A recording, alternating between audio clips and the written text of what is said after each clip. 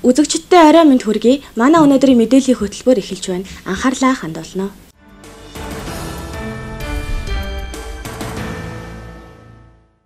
Өрхийн мэдээллийн нэгдсэн сангийн зарим үзүүлэлтийг баталгаажуулах ажил улсын хэмжээнд явагдаж байна. Манай аймгийн 15,799 өрх баталгаажуулах ажилд хамрагдана. Өнөөдрийн байдлаар 5,000 гаруй өрх мэдээлэлээ баталгаажуулсан байна. Баталгаажуулалтын ажил дуусах хугацаа болж байгаатай холбогдуулан нийт иргэдтэй энэ ажилд идэвхтэй оролцохыг хэлж байна. Монгол Улсын засгийн газраас өрхийн орлогыг орлуулан тооцох аргачлал буюу өрхийн мэдээллийн нэгдсэн сангийн судалгаа орон даяар явагдсан. Манай аймгийн хувьд 28,569 өрх судалгаанд хамрагдсан байна. Энэ жилийн судалгааны хувьд бусад мэдээллийн баазуудаа тодорхойлбол үйл хөдлөлийн банкны авто тээврийн зэрэг олон төрлийн байгууллагын баазтай тулгалт хийснээр ажлын явц удаашралтай байсан байна. Судалгааны явцад манай аймгийн 15,799 өрхийн мэдээлэл, нийгмийн даатгалын шимтгэл төлдөг, малын тоо, автомашин, орон сууц зэрэг үзүүлэлтээр зөрүүтэй гарсан байна. Үүнтэй холбогдуулан энэ 9-р сарын 25-наас өнгөрсөн 9-р сарын 25-наас 10-р сарын 15-ны дотор өрхийн мэдээллийг баталгаажуулах ажил хийгдэж байна. Иргэд одоо энэ баталгаажуулалтнаар хоцорсноор төрөөс халамжийн үйлчилгээ авах иргэдэд бол бас хохиролтой болж байгаа. Тухайн өрхийнх нь оноо бодогдохгүй. Жишээ нь одоо хүүхдийн мөнгө өрхийн мэдээллийн нэгдсэн санд бүртгэлтэй хүүхдэд олгоно гэсэн шийдвэрийн дагуу явагдаж байгаа учраас 11 сараас эхлээд манайх энэ мэдээллийн бааз маань энэ шинэ мэдээллийн сангаараа явах байгаа.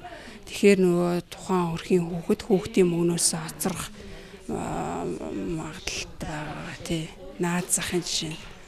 Тэгээд энэ ганц хүүхдийн мөнгө манай өрхийн мэдээллийн нэгдсэн сангаар олгодгоо давхар энэ дээр чинь манай зорилтуудын хүнсний эрхийн бичгийн үйлчилгээ байгаа мөн хууль зүйн өмгөөлийн тусалцаа авдаг иргэд байгаа бас өрхийн мэдээллийн нэгдсэн санд бүртгэлтэй өрхийн 360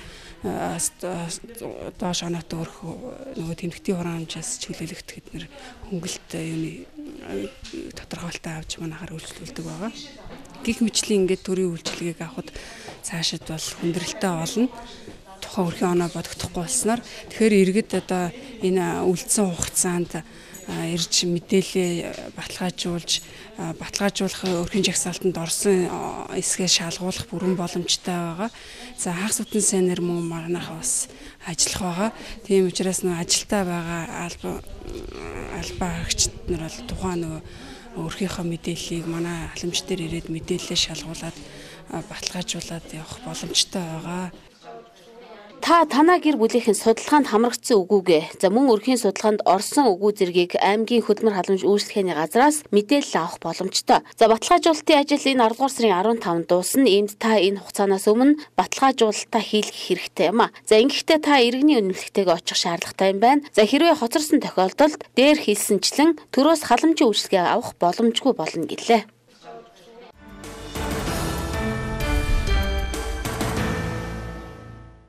Аймаг болон сумдаас дуудлага худалдаагаар зарагдсан газрыг зориултыг нь өөрчлөн ашигладаг зөрчил байсаар байна. Үүний нэг нь мөрөн сумаас худалдаа үйлчилгээний зориулалтаар олгосон газарт шатхуун түгээх станц барьж байгаа талаарх мэдээллийг бид өнгөрсөн 9 дугаар сард тодруулбал сарын өмнө хүргэж байсан. Энд шатхуун түгээх станц барих зөвшөөрөл өгөөгүй байхад хэдийнэ барьжээ. Мэргэжлийн хяналтын улсын байцаагчдын барьж болохгүй гэсэн дүгнэлт гарсан ч тэдэнд хууль үйлчилдэггүй бололтой.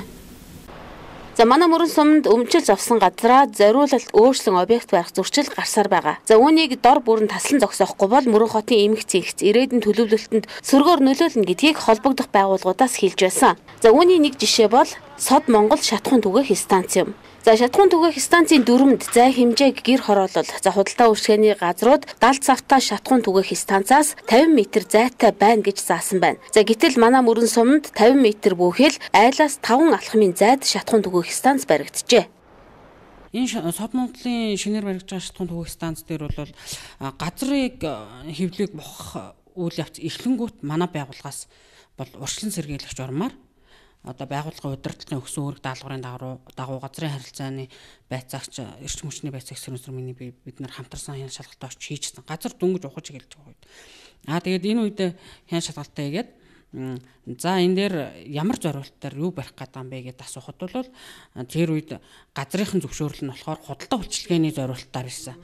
Тэгээд бид нар за энэ худалдаа үйлчилгээний зориултаар газар дээр та нар ямар барих гэж байна гэхээр шатхуун түгээх стан зорчих гэж байна гэж амаараа л хэлсэн. Мэргэжлийн хяналтын газраас газрын хөвлийг буцааж нөхөх зориулалтаар нь за өөрөөр хэлбэл худалдаа үйлчлэгээний зориулалтаар объект барь. За ингийн тулд барилгын ажил эхлүүлэх зөвшөөрлөг авах гэсэн шаардлага тавьж альбан бичих хүргүүлжээ. За энэ альбан бичгийн 1% мөрөн сумд хүргүүлэхдээ мөн давхар энэ газрын зориулалтыг өөрчилж болохгүй. За хэрвээ зориулалтыг өөрчилж шатхуун түгээх станц барьвал галын аюул осол гарах өндөр эрсдэл бий болно гэдгийг анхааруулжээ. Зориултыг өөрчилж болохгүй. Хоёрдугаарт та нар энэ олгосон газар дээр яг зориултынхаа дагуу объектаа бариулах тал дээр нь хяналт тавьж ажиллаа гэдэг энэ газар олгосон байгууллага руугаа өөрсдийнх нь нэр хэмжээний хүрээнд чиглэлийг өгчлөө шүү дээ тий. Тэгээд өгсөн байгаа. Гэтэл мөрөн сум энийг зориултыг өгчлөө шатхуун түгээх станцын зориултаа болгосон. Эргээгээ цуцалсан. Тийм тэргээ эргээ цуцалсан гэсэн мөрөн сум бол зориултыг өөрчлөөд зас аймгийн засаг дарга бол мөрөн суманд шатхуун зориулт өөрчлөх талаар шатхуун түгээх станцын зориултаа олох талаар нь дэмжээ гэсэн тоот хүргүүлсэн байсан. Тэгээ мөрөн сум зориултыг өөрчлөөд газрын гэрэг иршлэгийг шатхуун түгээх станцын зориултаар болгоод өгчихсөн. 3 дугаарт болохоор аймгийн засаг дарга барилгын ажил эхлүүлэх зөвшөөрлийг өгсөн байсан л да. Тэгээд бид нар бас нэг дээрээс өгсөн чиглэлийн дагуу шалгалт хийж болохгүй гэсэн яг тэр хугацаанд ингээд энэ эртээс баригдчихж байгаа байхгүй юу? Тэгээд ашиглаж шүү дээ. Тийм. Тэгээд ингээд бүх барьцаас явагдаад ер нь шатхуун түгээх станцын байрах үйл ажиллагаа дуусах шатанд ороод ирэх үед буцаад зориулт бол цуцлагдсан байна лээ. Танахаас өгсөн албан шаардлагын хариу ер нь ирсэн үү? Манай албан шаардлагын хариу ирсэн. Албан шаардлагын хариу эрэхтэй бол ерөөсөө яг заасан заалтуудыг биелүүллээ гэж ирэх ёстой шүү дээ. Тэгж ирэх тий. Бид нар эднэрийн чинь энэ зөрчлөө арилгая. Тэгээ зохих ёсоор зөвшөөрлөө авъя. Тэгээд хуулийн дагуу ажиллая гэсэн нэг өсөндөө албан шаардлагын хариу давхар хүсэлт маягийн юм хариу ирсэн биднэрт. Тэгээд тэр үед нь бид нар үгүй зөвшөөрөхгүй. Ерөөсөө шатхуун түгээх станцын зориултаар бол ашиглах боломжгүй. Тэгээд тэр хариу ирээд нөгөө Сод Монгол компани маань яг хариуцсан захирал маань буцаагаад нөгөө яг зөвшөөрөлтөй юунуудаа хамт ингээ хургуулчихж байгаа байхгүй юу? Зөвшөөрлүүдээ газрынхаа зөвшөөрөл, барилгын ажил эхлүүлэх зөвшөөрөл энэ манад бас давхар ингээ хургуулчихж байгаа байхгүй юу? Тэгэхээр мэргэжлийн хяналтын байгууллагын зүгээс хийх ажил маань яг дуусчихад байгаа байхгүй юу? Нэгээр ингээ хаагдчихад улсын байцаагчийн албан шаардлага гарсан тий зөвлөмж маягаар тэр тоот нь одоо албан ёсоор нэгсэндээ байгууллага хоорондын засаг мөрөн сумын засаг дарганы хамгаалалт газар руу байгууллага хоорондын одоо үйл ажиллагааны үгэн зохицуулах тэр албан тоотоо бид нэр хургуулсан яг ингэж хуулийн дагуу ажил. Тэгэхээр дөрвөн мөрөн сумын байгууллагын орчны байцаагч газрын намал бүгд манай юуны байгууллагын заасан тий тэр үүрэг даалгаврыг биелүүлж ажиллах угаасаа хуулийн эрхлээс үүрэгтэй шүү дээ. Байцаагч нар нь өөрснөө За мөрөн сумын засаг дарганы хамгаалын газраас мөн л албан шаардлага хүргүүлсэн ч шатхуун түгээх станцын барилга баригдсаар л байжээ. Одоо авсан газраа зориулт бусаар зориулт нь өөрчилж одоо ашиглах явдал бол одоо бас нэлээд асуудал үүсэж байгаа. Иргэдээс гомдол санал ирж байгаа. Хамгийн наад захын жишээ гэхэд одоо Сод Монгол гэдэг шатхуун түгээх станц байгаа. Энэ станцын барьж байгаа. Энэ бол үйлдвэрлэл үйлчлэгийн зориултаар газрын анх дуудлагаар авсан газар. Одоо тэгээ өнөөдөр зориултаа өөрчлөө шатхуун түгээх станцын зориултаа өөрчлөсөн зөвшөөрлгүй барилга явагдаж байгаа. Зөвшөөрөл нөхгүй бол тэнд бол үйл ажиллагаа эхлэхгүй байх хэвээр. Тий. Тэгээ ямар нэгэн одоо эрсдэл гарвал тэр эрсдлийг бол тухайн аж ахуйн нэгж байгууллага өөрөө үүрэгтэй шүү дээ. За хэдийгээр мөрөн сум мэргэжлийн хяналтын газраас зориултын бусаар ашиглахыг хориглосон албан шаардлага хүргүүлсэн ч үр дүнд хүрсэнгүй. Мэргэжлийн хяналтын газрын улсын байцаагчид үйл ажиллагааг зогсоох эрхгүй байдаг байна. Газрынхаа тухай хуулиндаа сумын засаг дарга болно. Түүний дараагийн шатны засаг дарга газрыг чөлөөлүүлэхдээ тэр эрх нь засаг даргын эрхт байдаг байхгүй. Мэргэжлийн хяналтын байгууллагын эрхт байхгүй.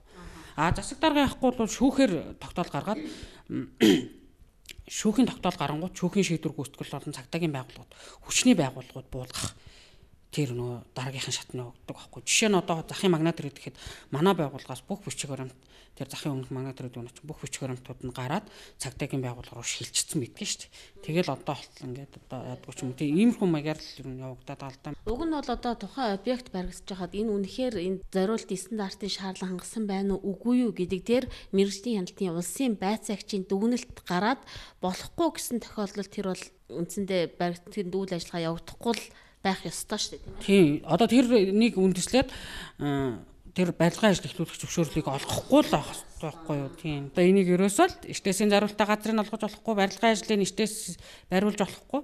Харин худалдаа үйлчлэгийнхаа зорилтоор бол объектаа барьж болно.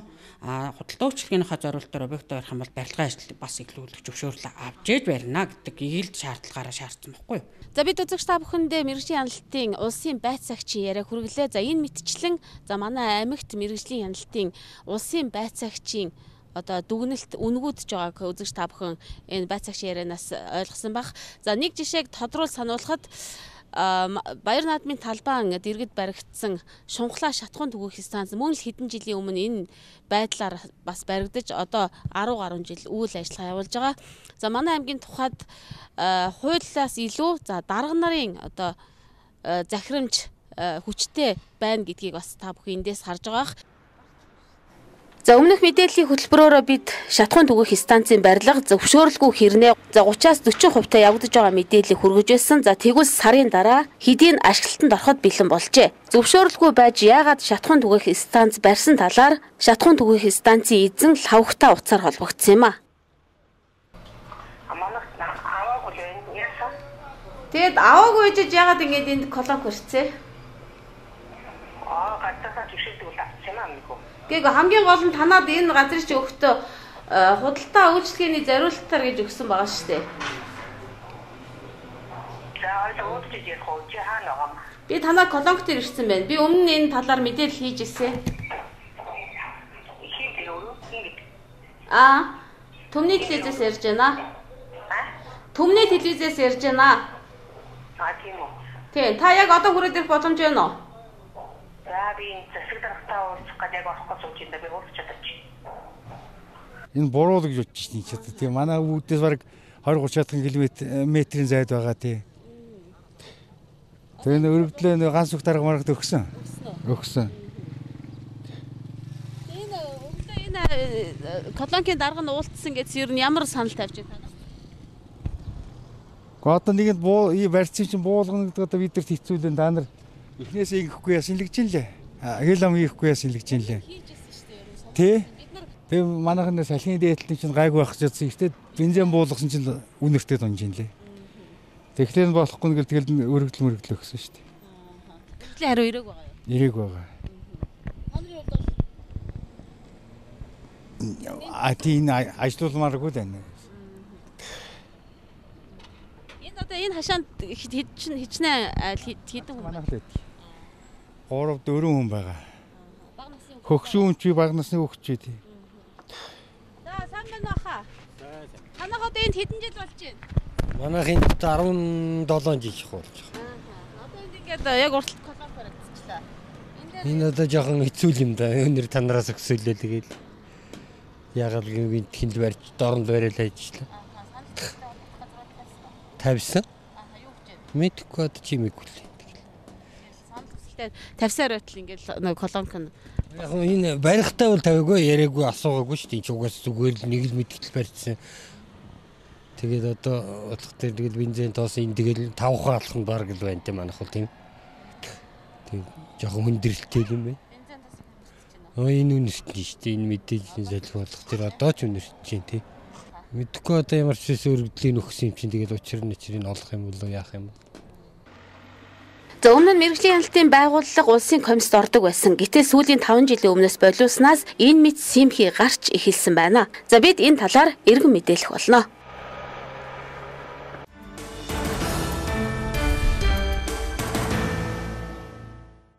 Газрын тухай хуулинд газар эзэмшигч тухайн газраа 2 жилийн дотор ашиглаагүй бол газрыг хураана гэсэн заалттай байдаг.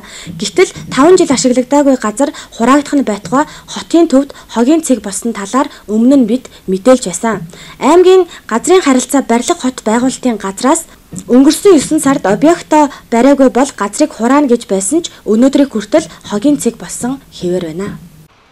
За та бүхний харж байгаа энэ газарт үйлчлэгээний төв гэсэн зориулалтаар анх 2009 онд аймгийн засаг даргын захирамжаар эзэмших зөвшөөрөл олгогдчихэ. За анх авсан иргэн нь үйл ажиллагаа явуулахгүй байж байгаад 2012 онд өөр иргэн шилжүүлсэн ч за авсан эзэн нь өнөөдрийг хүртэл үйл ажиллагаа явуулаагүй. За барьсан хашаа нь хогийн цэг болоод байгааг үзэгч та бүхэн харж байна. За газрын тухай хуулинд эзэмшсэн газартаа 2 жилийн хугацаанд объект бариагүй бол хураана гэсэн заалттай байдаг. За бид энэ талаар аймгийн газрын харилцаа барилга хот байгуулалтын газраас тодруулахад за тухайн эзэнт мэдэгдэл хүргүүлсэн гэсэн хариултыг өгсөн юм а.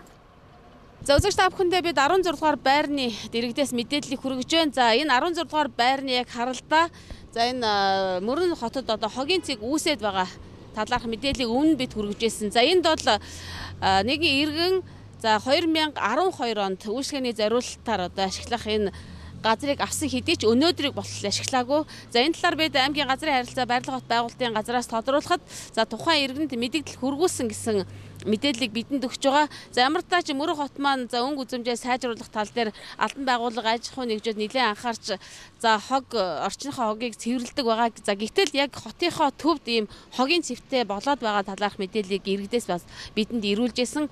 За хуулиараа бол за тухайн одоо газар эзэмшигч иргэн 2 жилийн хугацаанд тухайн газартаа объект бариагүй бол хураана гэсэн заалттай байдаг. Тэгсэн хэдий ч энд бол тухайн иргэн энэ газрыг худалдаж аваад 2 жил битгээл 5 жилийн хугацаанд ерөөсөө үйл ажиллагаа явуулаагүй. За энд ингээд хогийн цэг үүсгээд байгаамаа.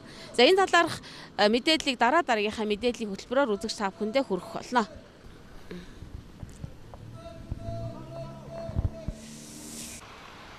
За энэ асуудал дээр иргэдээс шүүмжлэлтэй хандаж байгаа. За аймгийн газрын харилцаа барилга хот байгуулалтын газраас газар эзэмшээд за үйл ажиллагаа явуулж эхлээгүй газруудад мэдээлэл хүргүүлсэн. За энэ тал дээр шат тараатай арга хэмжээ авч ажиллаж байгаа гэдгийг хэлсэн юм а. За бид энэ талаар иргэн мэдээлэх болно.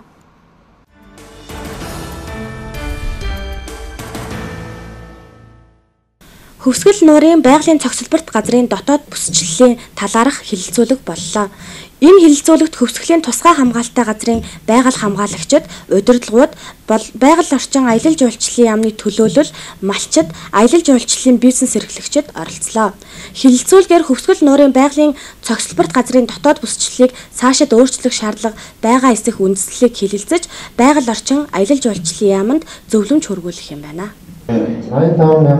Энэ хэлэлцүүлэгт Khuvsgul нуурын байгалийн цогцлборт газрын өнөөгийн байдал, Khuvsgul нуурын усны чанарын хөтөлбөрийн танилцуулга, Khuvsgul нуурын байгалийн цогцлборт газрын дотоод бүсчлэлийг шинжилэн тогтооход ховордож буй ургамлын тархалт болон нийгэм эдийн засгийн байдлыг харгалзан үзэх зэрэг 7 асуудлыг хэлэлцэж байгаа юм байна. Япон улсын буцалтгүй тусламжаар Азийн хөгжлийн банк, байгаль орчин аялал жуулчлалын яам хамтран Khuvsgul нуурын байгалийн цогцлборт газрын орчны бүсэд амьдарч байгаа иргэдийн амжиргааг дэмжих, тогтвортой аялал жуулчлалыг нэгдсэн төслийг өнгөрсөн оноос хэрэгжүүлж эхэлсэн байна. Энэ төслийн хүрээнд Khuvsgul нуурын байгалийн цогцлборт газрын орчны бүсэд амьдарч байгаа иргэдийн амжиргааг дээшлүүлэх, байгаль орчны асуудал, бэлчээрийн менежмент ба малчтын асуудлыг цогцоор нь авч үзэж байгаа гэлээ.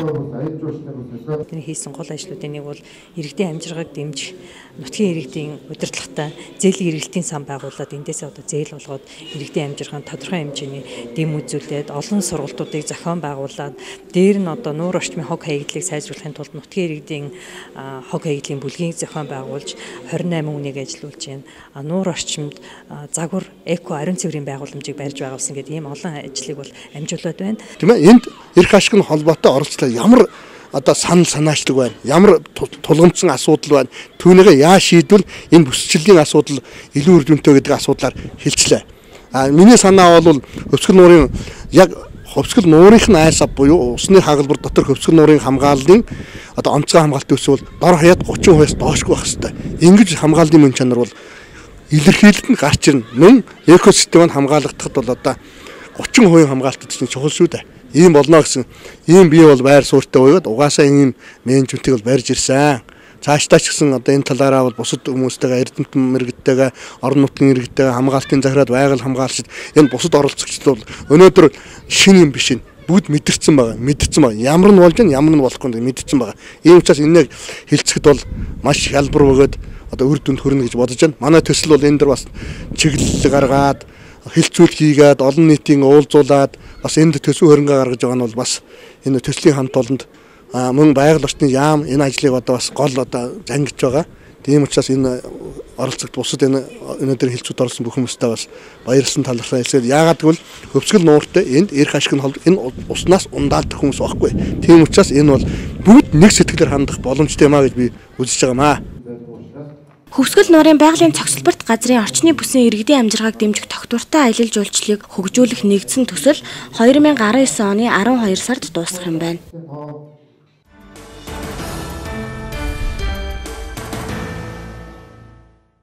Аймгийн засаг дарга аймагт үйл ажиллагаа явуулж байгаа бүх төрлийн байгууллагуудын үйл ажиллагаатай танилцж байна. Тэрээр өнөөдөр аймгийн улсын бүртгэлийн хилцээний ажилдаа танилцлаа. Аймгийн засаг дарга 2017 оны ажлын үр дүнгийн гэрээний биелэлтэй холбоотойгоор харьяа байгууллагуудаар орж ажил өргөттэй танилцж байна. За тэрээр улсын бүртгэлийн хилцээтэй 2020 он хүртэл хийж хэрэгжүүлэх мөн цаашд хийх ажлуудаа ярилцлаа. Улсын бүртгэлийн хилцээний дарга болон ажилчид засаг даргад толгомдож буй асуудлуудаа хэлж байна. Тухайлбал барилга шинжлэх, машин унааны асуудал зэргийг шийдэж өгөхийг хүсэж байна. Аймгийн засаг дарга эдгээр ажил дээр анхаарч ажиллана гэдгээ хэллээ. Тэрээр улсын бүртгэлийн хилцээс иргэдэд хүртээмжтэй олон ажлуудыг хийж гүйцэтгэдэг. Улсын төсвийн орлогот 200 орчим сая төгрөгийн орлого оруулсан. Мөн одоогийн байдлаар аймаг орон нутгийн төсөвт 20 сая төгрөгийн орлого оруулж ажиллаж байна гэлээ. Энэ байгууллагын хувьд баримт материалын нууцлал, бүрдэлт зэрэг өндөр түвшинд байлгах нь чухал гэдгийг онцолж байна. Энэ байгууллагын дэвшилттэй тал нь бүх баримт материалуудыг цахим болгосон байна. Зарим нэг материалуудын хувьд хүлээгдэж байгаа юм байна. Мэдээлэл бүрэн байдаг юм байгууллага. Энэ байгууллагын хувьд бол бас сум болгонд өөрсдөө улсын бүртгэгч ажилладаг. Тэгээд энэ байгууллагын төвшөндөө бас өнөөдөр төсвийн хүндрэлтэй байдлаар шалтгаалan тодорхой асуудлууд байна. Тийм ээ, одоо байгууллагын хэмжээндээ бас өөрсдөө өр төлбөртэй асуудлууд ч байна. За аймаг бол тодорхой хэмжээгээр бас нэгэнт одоо хөвсгөлчүүдийн төлөө төрийн ажил үйлчлэг явуулж байгаа байгууллагуудаа адилхан одоо хэвтэй усаа гэлтгүүгээр бас үйл ажиллагаанд хамтарч дэмжиж ажиллах ёстой энэ хүрээнд бол аймагаас ажиллана. Тэгээд байгууллагын хувьд бол бас байрны засварын асуудал байна. За мөн ажилтны албаагчдын тооног төхөөрөмж шинжилгээний асуудал байна. За мөн улсын бүртгэлийн газрын одоо нууц, бичиг баримт, үн цаас, архив, зөөлт тийм ээ, наж дүүргээ ууртайгаар автомашин унааны асуудал байна. За мөн дээрэс нь энэ байгууллагын төвшөндөө бас дотоод ажлынхаа хүрээнд шийдэх ёстой гэдэг өөрсдийн одоо ажлын орчин сайжруулах хэмжээний асуудлууд олон байна. Тэгээд энэ бүгдийг бас аймагаас аль болох болцоотой хэмжээгээр бол шийдвэрлэж ажиллана.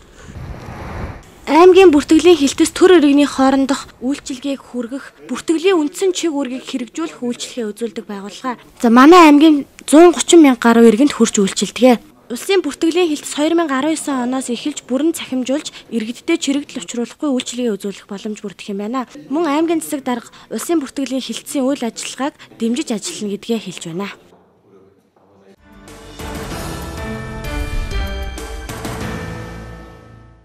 Мэдээллийн хөтөлбөр тодруулга мэдээгээр үргэлжилж байна. Мэдээллийн хөтөлбөр таамтаа үзэгч та бүхэндээ баярлалаа. Тэнгэрийн цаг мэдээллийн хөтөлбөр тодруулга мэдээгээр үргэлжилж байна. За тэгэхээр бид үзэгч та бүхэндээ за татварын хилцээс за цаг үеийн ажлын талаар тодруулахаар татварын хилцээний дарга хунь шигаатай уулзуулаад байна. Тэгэхээр ер нь сүүлийн үед одоо татварын хилцээс дээр тийм ээ одоо үйл ажиллагаа хэр явагдаж байна.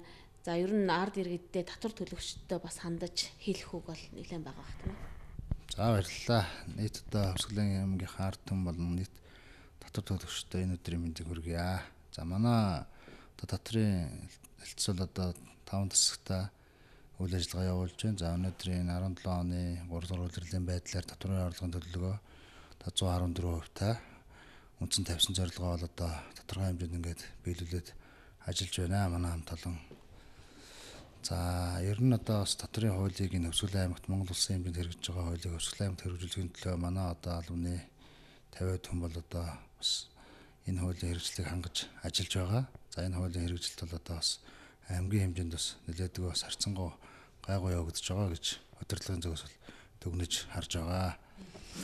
За бас гисэн хэдий ч тодорхой хэмжээний одоо бас шинэ хуулийн мөрдөлт хэрэгжилт бас энэ аймгийн хэмжээнд бас зарим нэгэн хуулийн хэрэгжил хангалттай байна гэсэн юм дүгнэлтэнд л хүрж ажиллаж байгаа. За энэ одоо энэ хууль нь одоо ямар хууль вэ гэхээр нэмэгдсэн үрдгийн албан доторх хууль хэрэгцээр даруй 2 жилийн хугацаар өнгөрөх гэж байна. За энэ хугацаанд одоо бас татвар төлөгч нараар мөрдүүлж ажиллах, хэрэгжүүлж ажиллах юм одоо хуулиуд нэлээдгүй үйл ажиллагаанууд нэлээдгүй байна. Энэний одоо мөрдөлт бас тодорхой хэмжээнд хангалтгүй байна гэсэн юм. Одоо ард иргэдээс ч гомдол ирж байна. Аж ахуйн нэгж иргэдийн ч одоо бас үйл ажиллагааны жигд биш юм явагдаж байна гэсэн юм. Одоо дүгнэлтэн төрсэн байна. За энэ юу юм бэ гэхээр одоо хамгийн түрүүн одоо бас ард иргэд одоо татвар төлөгч худалдаа авалт хийхэд нөөдийн одоо нэмэгдсэн өртгөлийн дотрын одоо бас машин терминал машиныг тавьж ард иргэд одоо тэр одоо худалдаа авалт хийсэн баримт гэдгийг одоо хөвлөж өгөх зайлшгүй шаардлагатай. За хүн одоо энд бол нэмэгдсэн өртгөлийн албан татвар төлөгч биш. Нийт одоо үйл ажиллагаа эрхэлж байгаа, худалдаа эрхэлж байгаа аж ахуйн нэгж байгууллагууд иргэн хувь хүн одоо энийг бас хөвлөж өгж төрнийг одоо иргэд маань буцаан авалтыг одоо хөнгөлтийг эдлэх за мөн одоо урамшуулд оролцох энэ эрх нь одоо иргэн хүнд маань худалдаа авалтаас иргэн хүнд одоо үүсэх ёстой байгаамаа. За энэ маань одоо энэ Khuvsgul аймгийн нутаг дэвсгэр дээр харьцангуй одоо бас хангалтгүй явагдаад байгаа учраас одоо бас татвар төлөгчтэй хандаж хэлэхэд энэ одоо хуулийнхаа хэрэгжлийг одоо хангаж биелүүлж ажиллаач гэсэн одоо бас хүсэлтийг энэ телевизээрээ дамжуулан уламжилж байна. За мөн энийг одоо биелүүлж хэрэгжүүлж ажиллаагүйгээ бол бас татвар төлөгч иргэн хуулийн этгээд маань одоо бас эрсдэлд орох одоо юм магадлал одоо өндөр болоод байгаа. 2 жил хэрэгтэй бол бид бүхэн одоо хэрэгжүүлээч, хийгээч, зохион байгуулаач гэдэг шаардлагуудыг, мэдгдлүүдийг одоо татврын хэлтсийн зүгээс өгж ингэж сануулж ажилласан. За одоо бол одоо хуулиа одоо дагж мөрдөхгүй байгаа улсууд хариуцлага тооцох ийм одоо хандлагуудыг зохион байгуулж ажиллахаас одоо зайлшгүй юм төвшөнд хүрээд байна. Тэгэхээр одоо энэ хариуцлага тооцоолохгүйгээр бол бас хуулиа дагж мөрдөх зайлшгүй шаардлагатай. За одоо энэ хариуцлагын хэлбэр бол ямар хөө байна гэхээр одоо 7 сарын 1-ээс зөрчлийн шинэ хууль хэрэгжсэнтэй холбоотойгоор иргэн бол одоо 151 буюу нэг нэгж нь одоо 1000 нэгжээр тооцогдно. За 150 мянга гэсэн.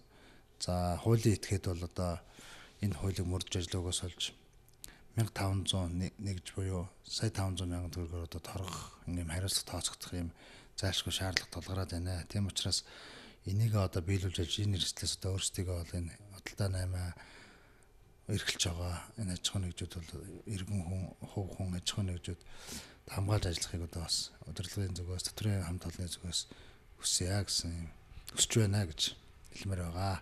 За мөн одоо иргэдээ худалдаа авалт хийсэн тухай бүртээ одоо тэр татврынхаа баримтыг нэхэж ингэж авч шившээч. Та бүхэн одоо бас өөрснөө ингэж шаардж шахаж ажиллах ёстой, авах ёстой, худалдаа авалт хийх тухай бүртээ. Тэрнээс одоо тэр болгон манай татврын байсагч хажуудан зогсоод энэ баримтаа өг, энийг одоо хуулиа хэрэгжүүлгээд ингээ ажиллах боломж олцоогоор л одоо хомс тухайн үедээ бол одоо хуулийнхаа хэрэгжилтийг үе үе шаттайгаар одоо хянаж ажилланаа. Тийм зүйлүүдийг бас ард иргэдэд анхааруулж хэлье гэж хүсэж байна. Тэгэхээр төлбөрийн баримт өгөөгүй тохиолдолд одоо тухайн тийм ээ үйл ажиллагаа явуулж байгаа газарт одоо ямар хариуцлага ногдуулах вэ? За ер нь төлбөрийн баримт өгөөгүй тохиолдолд хувь хүнийг бол одоо 150 мянган нэгж энэ бол одоо 150 мянган төгрөгөөр. За хуулийн этгээдийг бол 1500 нэгж буюу сая 500 мянган төгрөгөөр л одоо торгох юм одоо хариуцлагатай. За өмнө нь бол одоо зөрчлийн хууль хэрэгжихээс өмнө бол хөдөлмөр иргэн хүн бол хөдөлмөрийн хөрсний доод хэмжээгээр за хуулийн этгээд бол хөдөлмөрийн хөрсний доод хэмжээг 3-аас 4 нугалсан доод тэнцэх хэмжээгээр ингэж хариуцлага тооцож ирсэн юм байна лээ. За манай аймаг хараахан одоо манай энэ татврын зүгээс бол хараахан одоо тэр иргэдийг бол торгож одоо шийтгэж энэ хуулийг хэрэгжилтэнд нь одоо тийм байдлыг бол үүсгээгүй. Ерөнхийдөө хэрэгжүүлээч ийм хуулиа одоо хангаж ажиллаач гэсэн одоо санамж шаардлагууд ярилцлагын тэмдэглэл бид нар шатаараас арга хэмжээнүүд бол бүрэн гүйцэд авсан гэж ойлгож байгаа. За ер нь одоо энэ хариуцлагуудыг одоо хэрэгжүүлэх хэрэгтэй ямар нэгэн татврын дарамт үүслээ гэдэг ийм байдлыг одоо татвар төлөгч одоо хувь хүн хуулийн этгээд маань иймэрхүү одоо шаардлагуудыг зохихын удирдлагын төвшөнд тавьж одоо ингэж эхэлдэг. Тэгэхээр одоо бид бол хуулиас гадуур юм бол шаардахгүй. Татвар төлөгч иргэдийг бол дарамтлахгүй. Ер нь л одоо хуулиа хэрэгжүүлээч. Энэ бол одоо ганц манай Khuvsgul аймагт биш Монгол улсын хэмжээнд хэрэгжиж байгаа хууль учраас хэрэгжүүлж ажиллах зайлшгүй одоо шаардлагатай. Энийг хэрэгжүүлж ажиллахгүйгээр одоо манай үйл ажиллагаас доголдох төвшөнд төрж байгаа. Дээд газраас үнэлүүлдэг явдаг журамтай. Тэгэхээр одоо татврын энэ нөөтийн хуулийн хэрэгжил бол одоо бас хангалтгүй явж байна гэсэн юм дүгнэлтэнд хүрэх одоо төвшөнд төрчээд байгаа. Тэгэхээр бид одоо татвар төлөгч нартайгаа хуулиа хэрэгжүүлэхгүй нэгэнд нь хариуцлага тооцох зайлшгүй шаардлагатай. Тэгээ ингээд хариуцлага тооцоод ирэхдээ л татврын дарамт гэж битээ ойлгооч гэдгийг бас хэлмээр байгаа. Тэгэхээр иргэд маань одоо энэ төлбөрийн баримтаа авснараа иргэдэд маань тодорхой хэмжээний ашиг тустай байгаа шүү дээ. Ийм одоо үнэхээр үйлчлэгээ хийлгээл авч л байгаа бол одоо баримтаа заавал нэхэж авах шаардлагатай гэж түрүү хэлсэн тийм ээ. Хэрэв өгөөгүй тохиолдолд одоо иргэд маань хаана гомдол гаргах хэрэгтэй мэдээж татвар хэлцтэй байна. За иргэд бол одоо хөдөлთა авалт хийсэн тухай бүртээ бол тэр татврын баримтаа нэгж авч тэрийг одоо үр шимээр хүртэх ёстой. За энэ нь одоо нэгдүгээр татврын буцаа олгодог 2% хөнгөлтүүдийг эдэлж байна. За дээр нь одоо урамшуулт хамрагдаж байгаа. Бас энэ урамшуулт хамрагдаад манай одоо аймгийн иргэдээс одоо азтан болсон иргэдүүд нэлээдгүй байгаа. За энийг бол одоо манай байцаагчд одоо тодорхой хэмжээнд бас танилцуулах байх гэж би ойлгож байгаа. За дээр нь энэ баримтыг өгөхгүй байгаа тохиолдолд манай одоо татврын хэлцийн 70 38 13 гэсэн утсанд одоо байнга мэдээлж явах хэрэгтэй. Энэний дагуу бид нар бас одоо зөх арга хэмжээг нь авч ажиллана. За мөн одоо татврын ерөнхий газрын 18 тэгтэг 1288 гэсэн одоо утсанд бас иргэд бол хандж байгаа. За мөн бичгээр одоо өргөдлөөр одоо бодиттой баримттай нь одоо хандж болно. Бид нар одоо тэр даруйд нь тэр иргэдийн гомдлыг одоо баргадуулж ажиллах болно.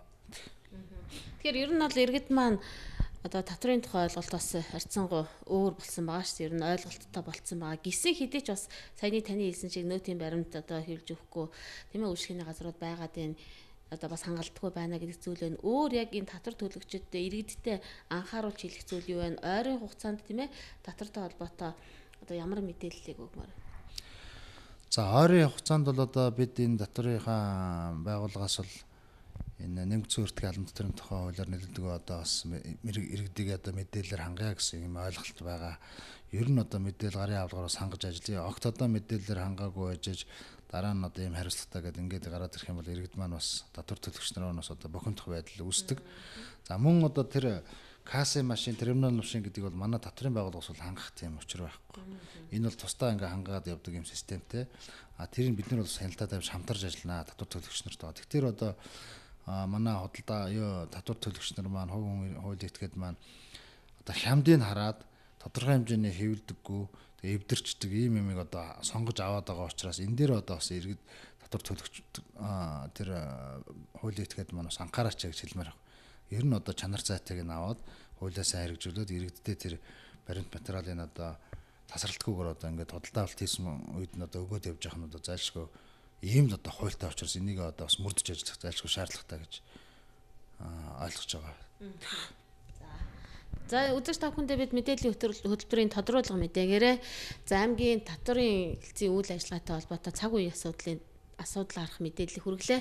За дараагийнхаа тодруулга мэдээ болон мэдээллийн хөтөлбөр зам уу ярилцлагын цагаараа за татврын хэлтсийн байцаагч нараас одоо татвар төлөгчид иргэн аж ахуйн нэгж байгууллагуудаа чиглэсэн мэдээллүүдийг бас төлхөө хүргэх болно. Анхаарлаа хандуус үзэгчдтэй баярлалаа.